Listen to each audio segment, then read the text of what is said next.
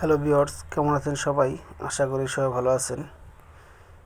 তো আজকে যে ভিডিওটা নিচ্ছি সেটা হচ্ছে আপনার টয়োটা নোভা বক্সি 2002 মডেলের গাড়ি। এটা সমস্যা, স্টার্টিং এক পাশে জ্যাম হয় এবং এক পাশে ফ্রি হয়। এর জন্য এই গাড়িটার পাওয়ার মোটর চেঞ্জ করা হয়েছে, কিন্তু সমস্যার সমাধান হয়নি। পরবর্তী স্টার্টিং যে চেক করি আমরা, গাড়িটা নিয়ে আসে আমাদের কাছে, তো আমরা দেখতে পারি এটার যে স্টার্টিংয়ের যে করসটা আছে কলম, সেটা বেয়ারিংটা খারাপ দেখতে পাচ্ছেন।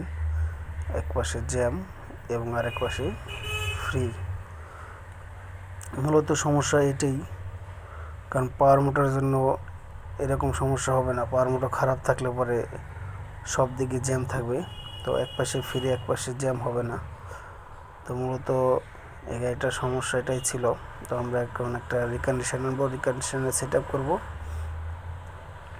তো আমার ভিডিওটা যদি ভালো লাগে অবশ্যই আপনারা লাইক দিবেন এবং আমার চ্যানেলটি সাবস্ক্রাইব করে পাশে থাকবেন, উৎসাহ দেবেন আমাকে।